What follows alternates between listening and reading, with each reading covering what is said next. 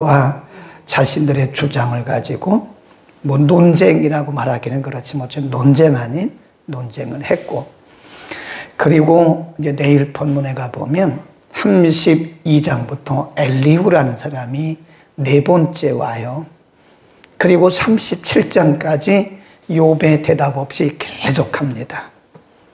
38장부터 하나님이 욥에게 직접 말씀하시고 42장에 가서 이제 욥의 말이 나와요. 오늘까지가 욥의 변백이 끝납니다. 26장부터 시작되었던 욥의 주장. 주장이라면 주장이고 자기 자신의 변호라면 변호고 혼잣말이면 혼잣말이고 그렇습니다. 친구들이 다 떠난 후에 욥이 하나님 앞에서 자신의 모습을 돌아보면서 하는 이야기들이 계속 이어지고 있다.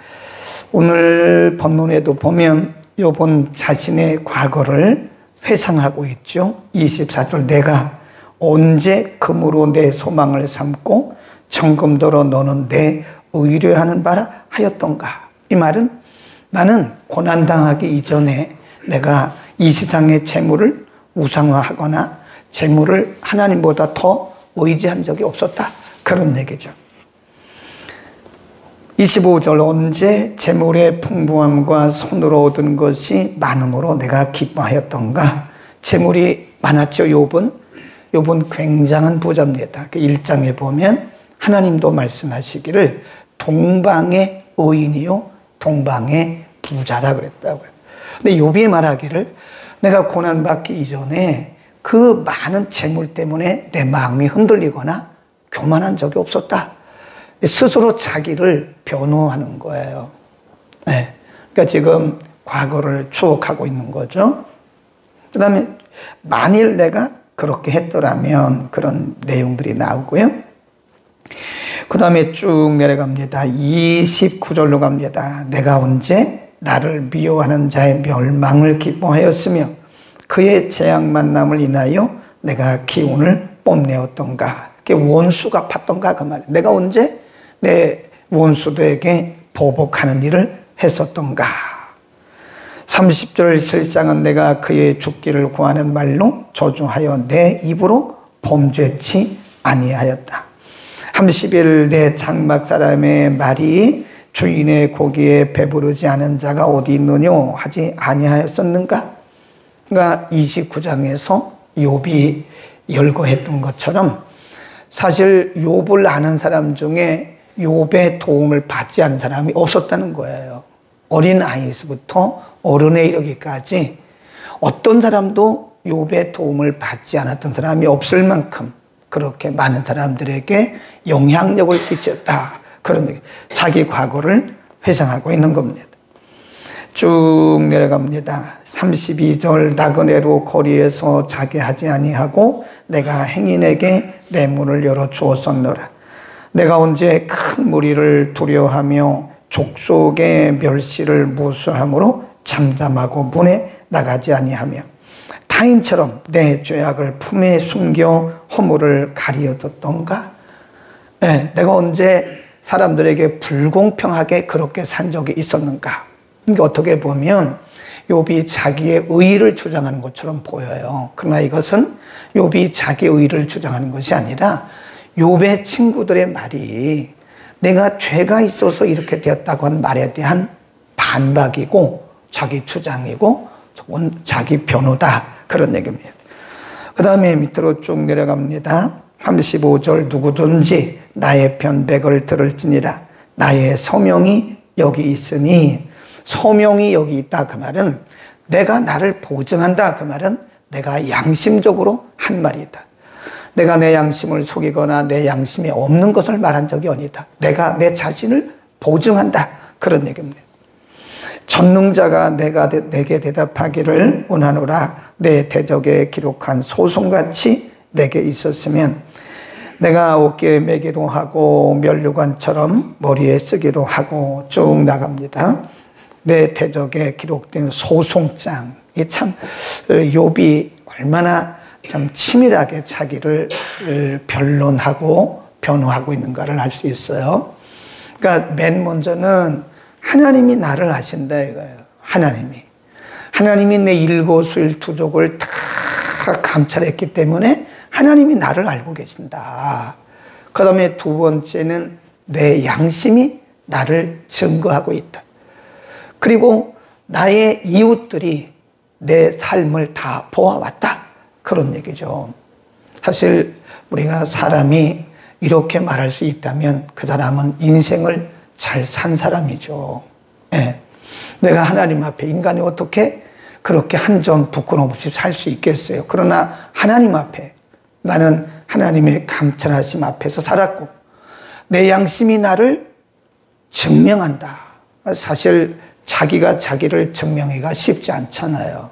왜냐하면 사람은 누구든지 다른 사람들에 대해서는 굉장히 상세하게 봐요. 근데 자기는 잘 못 봅니다.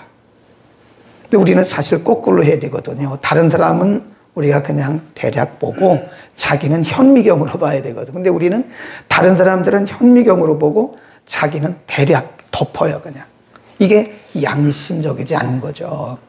욥이 말하기를 내 양심이 나를 증명한다. 내가 내 양심을 속인 적이 없다. 그런 얘기고 다른 사람들이 나를 소송할 만큼 나는 그렇게 살지는 않았다. 그런 얘기를 하고 있는 거죠. 그리고 나서 이제 욥의 말이 끝나요. 40절에 가보면 그리하였으면 밀 대신에 벌레가 찔레가 나고 보리 대신에 잡풀이 나는 것이 마땅하니라 하고 욥의 말이 그친다. 여기까지예요. 욥이 친구들에게 혹은 자기 자신의 변호에 대해서 한 것이 끝이고 이제 내일 본문부터는 엘리후라는 사람이 계속해서 욥의 답변 없이 37장까지 계속 엘리후가 얘기를 합니다. 그리고 40장, 42장에 가면 38장부터 40장까지 하나님이 직접 말씀하세요. 욥에게. 그리고 42장에 욥이 회개하고 하나님의 음성을 듣고 하나님이 욥을 인정하세요. 그래서 갑절의 복을 욥이 받습니다. 오늘 본문 말씀 그리고 어제 본문을 통해서 우리에게 주시는 여러 가지 교훈들이 있는데 하나는 우리가 고난의 시간에 그 고난을 하나님 앞에 토설할 필요가 있습니다. 네, 우리가 하나님 앞에 토설하는 것이 죄가 아닙니다. 너는 믿음도 없냐? 너는 믿음도 없이 그런 말을 하나님 앞에 함부로 쏟냐? 그렇게 하지 말라는 거예요. 이 다윗도 보면요. 그 고난의 시간에 다윗이 하나님 앞에 토설했던 시편이 굉장히 많습니다. 언뜻 보면 참 영성적인 사람인데 하나님의 사람이 이런 말을 해도 되는 거야? 근데 사람에게 한 게 아니거든요. 하나님 앞에 한 거, 하나님 앞에는 괜찮아요. 아버지잖아요. 아유, 내가 감히 하나님 앞에 이런 불경건한 말을 해도 되나? 괜찮아요. 그게 하나님 앞에 토설하는 것이 사실은 우리가 치유받는 길입니다. 우리가 사는 길이에요. 우리가 하나님 앞에 그런 말을 했다고 너는 그렇게 믿음이 없냐?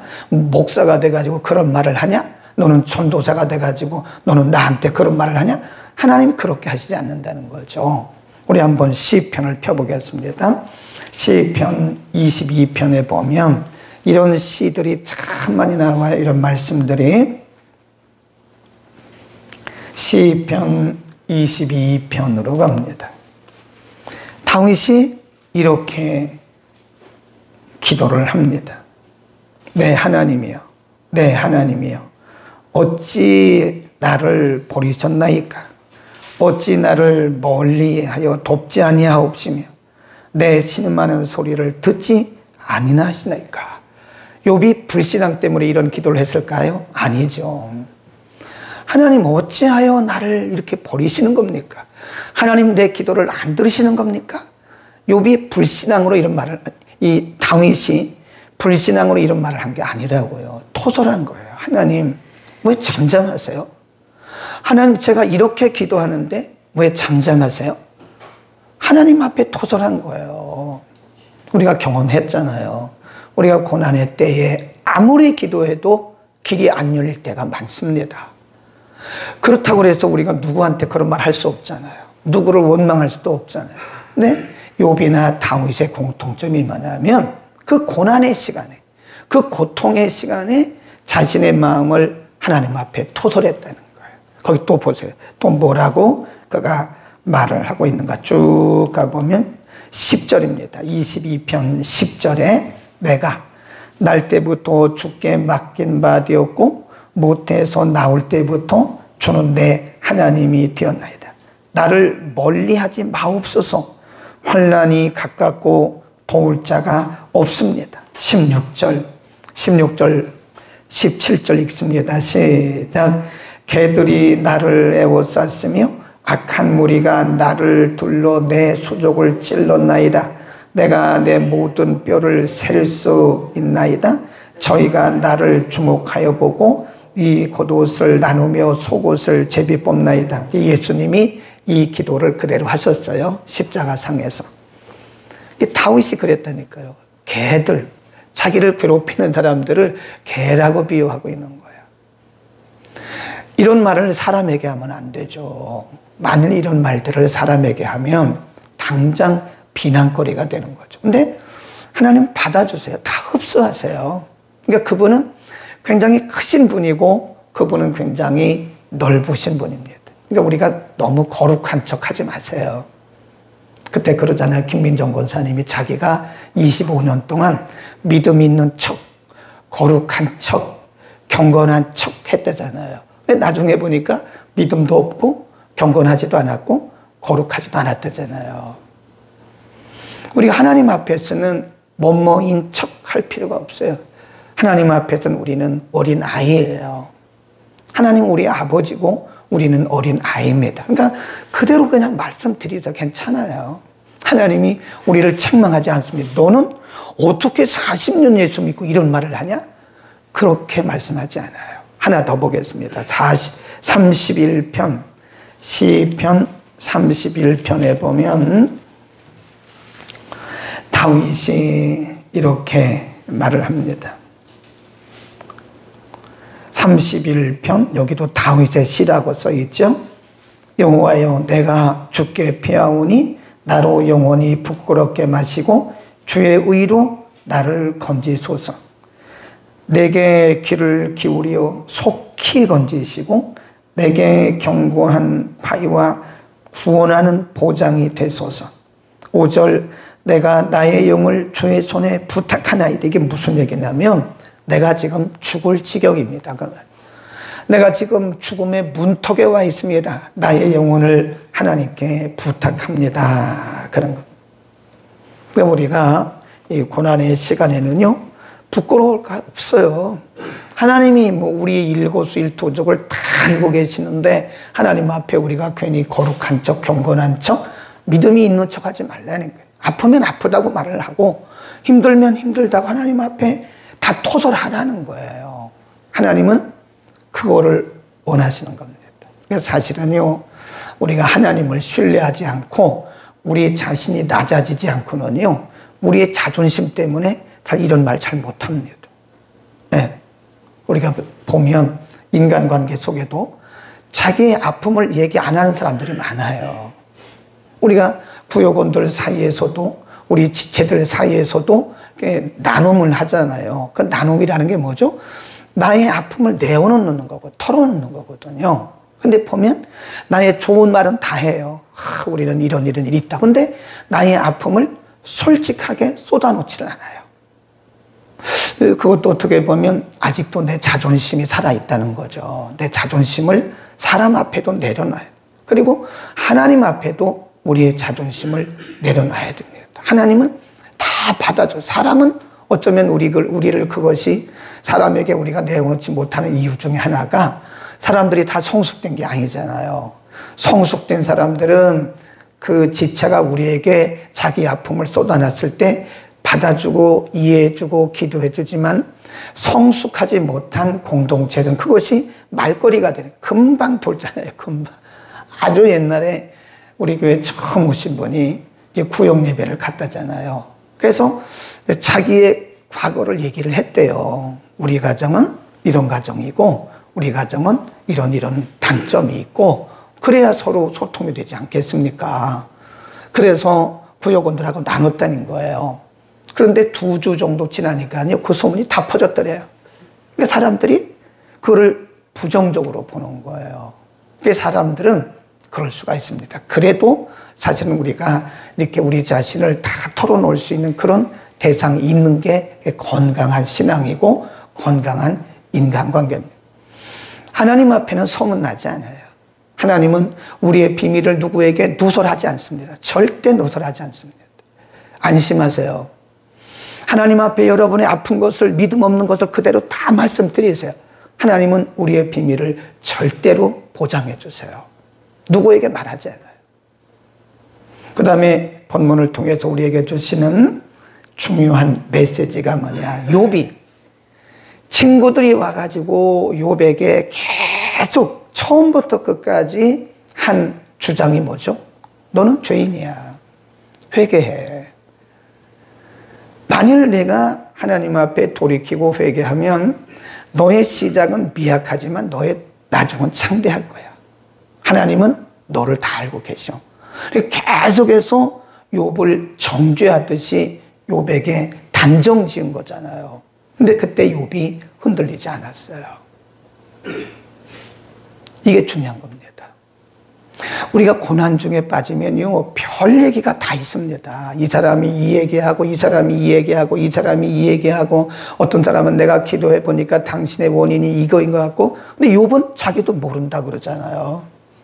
욥은 끝까지 몰라요, 지금. 나중에 하나님 만나요. 42장에 38장부터 39장, 40장, 41장까지 하나님이 4장에 걸쳐서 욥에게 말씀하세요. 그래서 나중에 욥이 말하기를 제가 들었고 보았습니다 라고 하나님 앞에 고백을 합니다. 저도 경험하고 여러분도 경험하는 것은 뭐냐? 우리가 위기를 만나면 참 사람들이 여러 가지 말들을 많이 해줘요. 물론 우리를 해롭게 하려고 하는 말은 아니죠. 우리를 위로하려고 하는 말이고 우리에게 도움 주려고 하는 말들이에요. 근데 그 중에는 하나님의 음성도 있어요. 사실은 하나님이 그 중에 여러 사람들이 하는 말 중에 그 중에는 성령의 음성도 있지만 그 중에는 우리를 더 힘들게 하는 그 사단의 음성도 있어요. 분명히 있습니다. 그때 우리가 뭘 해야 되느냐? 우리의 신앙의 중심을 잘 지켜야 돼요. 네. 그래서 우리가 욥기를 공부하면서 가장 중심처럼, 중심은 아닙니다만은 가장 중심처럼 보이는 말씀이 23장이에요. 23장. 23장 다시 가고 한번 읽어보겠습니다. 욥의 친구들이 와가지고 이런 말 저런 말 다 할 때 욥의 중심이 흔들림이 없어요. 그리고 그는 이렇게 말합니다. 23장 13절. 그는 뜻이 일정하시니 누가 능히 돌이킬까? 그 마음에 하고자 하시는 것이면 그것을 행하시나니 그런즉 내게 작정하신 것을 이루실 것이다. 이런 일이 그에게 많이 있다. 내가 모르지만, 뭔지는 모르지만, 이유가 뭔지는 모르지만, 하나님이 왜 내게 이렇게 하시는지 나는 모르지만, 내가 왜 이런 고난을 당하는지 나는 모르지만, 그러나 분명히 그분에게 작정한 것이 있다. 이거예요. 나는 모른다. 그러나 분명히 내가 믿는 것은 하나님이 내게 작정하신 뜻이 분명히 있다라고 믿는 거. 이게 하나님을 신뢰하는 믿음입니다. 아멘. 하나님을 신뢰하면 돼요. 하나님을 신뢰하면 됩니다. 그러니까 사단이 우리를 정죄해요. 우리를 막 정죄합니다. 너 그럴 줄 알았어. 너 그렇게 살더니 그럴 줄 알았어. 너 그 죄 때문에 그런 거야. 빨리 회개하고 돌이켜. 별 얘기들이 다 있죠. 혼돈스럽습니다. 네. 근데 그때 조심해야 돼요. 그때 우리는 잘못하면 우리 중심이 흔들려요. 신호들이 많이 들어오잖아요. 막 이런 말 저런 말, 그 신호가 혼선이 오는 거예요. 혼선이. 그때 우리는 우리의 시선을 누구에게 둬야 돼요? 하나님을 바라보고. 그 하나님을 신뢰해야 돼요. 나는 모르지만, 다른 사람도 모르지만 분명한 것은 하나님의 작정하신 뜻이 있을 것이다 하는 거죠. 그분의 작정한 게 있다는 거예요. 우리가 몰라요? 다 모릅니다. 그걸 어떻게 합니까, 우리가? 그리고 또 이렇게 말해요. 10절에 가보면 나의 가는 길을 어떻게 그가 아세요? 오직 친구들이 와서 이런 말 저런 말 다 했지만 그건 아닌 것 같고 오직 하나님만이 아신다. 오직 그가 아시나니 그가 나를 단련하신 후에는 내가 정금같이 나오리라. 이 말이 뭐라 그랬죠? 궁극적 승리. 내가 지금은 이 고난 가운데서 뭐가 뭔지 잘 모르겠지만 그러나 분명한 것은 하나님이 지금 나를 검증하고 계시는 거야. 나를 검증하시고 나를 훈련하신 후에는 반드시 내게 궁극적 승리를 주신다고 하는 그 확신이 있는 거예요. 그러니까 이렇게 고백하잖아요. 11절 보세요. 이게 욥의 고백입니다. 11절, 12절 시작.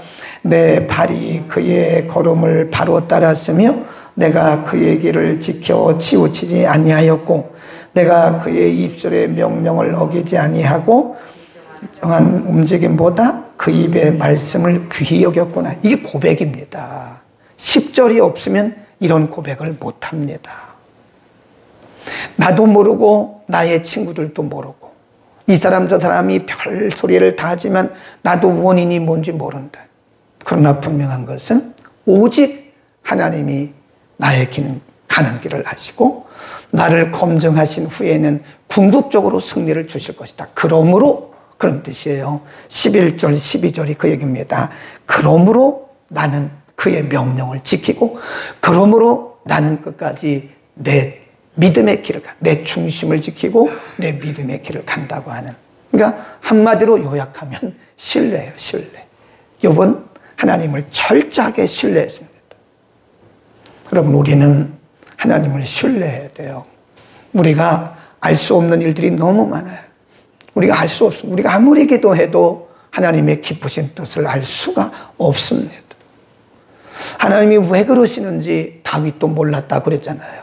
하나님 어찌하여 나를 버리십니까? 자기를 버리는 것 같은 그런 느낌을 받았다잖아요.